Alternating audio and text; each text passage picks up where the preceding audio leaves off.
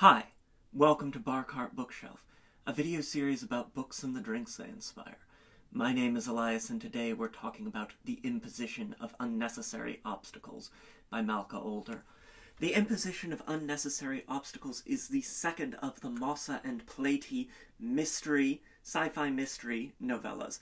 It is the sequel to last year's The Mimicking of Known Successes and continues the story of our Sherlock Holmesian investigator Malka alongside our Watsonian classical scholar Platy as they now investigate a case of 17 missing persons at the university at which Platy works.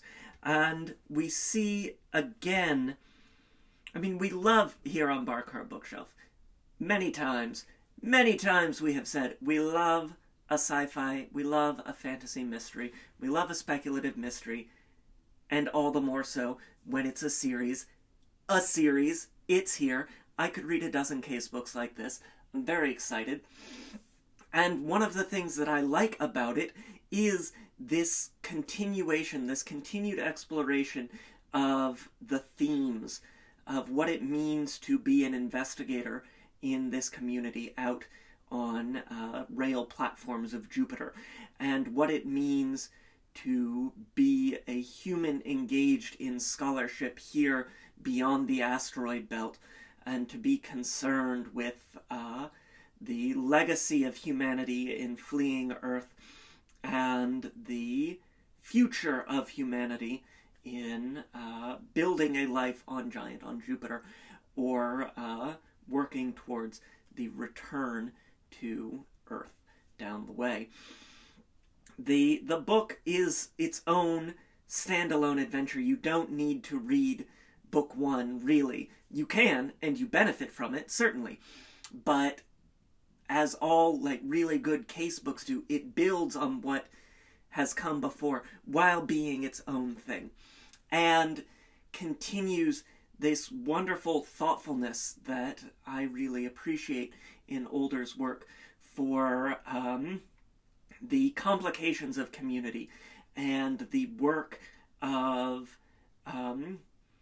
building lives in what is not exactly a disaster scenario, but in the aftermath of a very hostile environment, and what it takes to build institutions and to maintain institutions and to have faith in the good of those institutions, even when those institutions are challenged by bad actors and by failing to live up to their stated principles.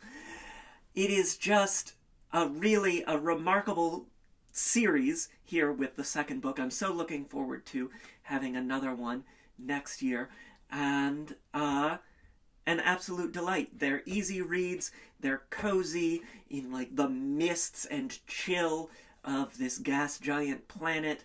The physicality and the immediacy and the intimacy of Malka and Platy's relationship is explored in some greater depth here, which I appreciated. In book one, we sort of see this hint at who they had been when they knew each other first, when they were younger. And here, as they have grown closer once again, that degree of intimacy becomes all the stronger in ways that I really appreciated. And all in all, it's a wonderful sci-fi mystery novella. So, of course, we had to have a drink. Without any further ado, why don't we turn to today's drink? This is the Ionian, a highball inspired by The Imposition of Unnecessary Obstacles. As part of our case adventure, we leave the surface, well, not quite surface, the rail surface of Giant, and move through space, through low orbit, go to Io, one of the moons of Jupiter, upon which there is an outpost of the human settlement. It was one of the first outposts of human settlements in this sort of Jupiter system. And so we get to see some of the legacy culture there and some of the additional dangers and perils of life on a volcanically active and seismically active moon. It's really a fun change of pace from the rail setting and the university setting of the rest of the series. We are going to start, as you can see, we've got just our highball glass. We're going to be building our drink in our highball glass, so we're going to start with our ice in here. Just get 4 ice cubes in there. Nice, chill, refreshing. After all, it's Jupiter. It's quite cold there. And we're going to start with 1.5 ounces of cognac. You'll notice that this is a drink that shares some commonalities with our recipe for Book 1, Giantesque. It's going to be a fun menu, I think, as we continue to have these Mossa and Platy adventures and build up the series in the years to come. Just really an exciting thing. So we've got 1.5 ounces of cognac. I'm using the Planat cognac because it feels planetary. It's a really nice organic cocktail brandy. Works really well in all sorts of cocktail applications. Next, we're going to get 1/2 ounce of dry vermouth. A little bit of herbalness, a little bit of refreshing, sort of wininess, and bringing some depth to our cocktail. 1/2 ounce of Italicus bergamot liqueur. We drink a lot of tea in the book, in the series as a whole, and having that bergamot, that sort of Earl Grey quality, and that complication of the herbalness is going to be just very refreshing, very bright and a bit citrusy, but also bittersweet with a lovely added depth.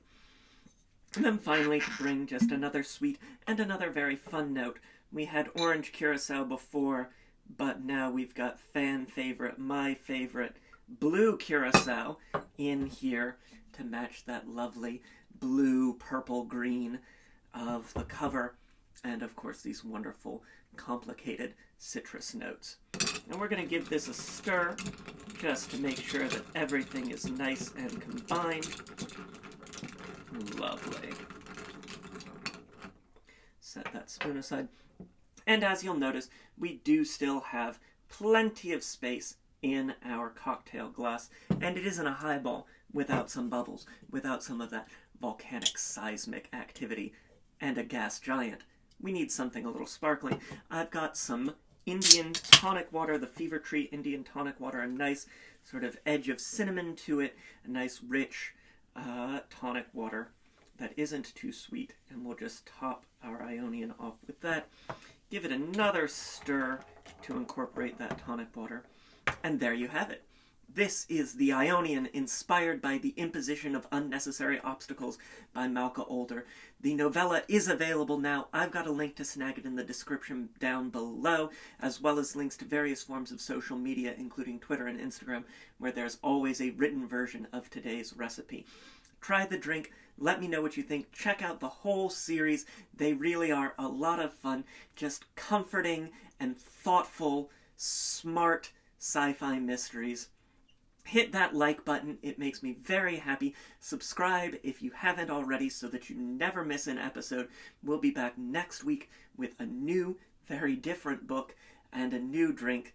So until next time, cheers.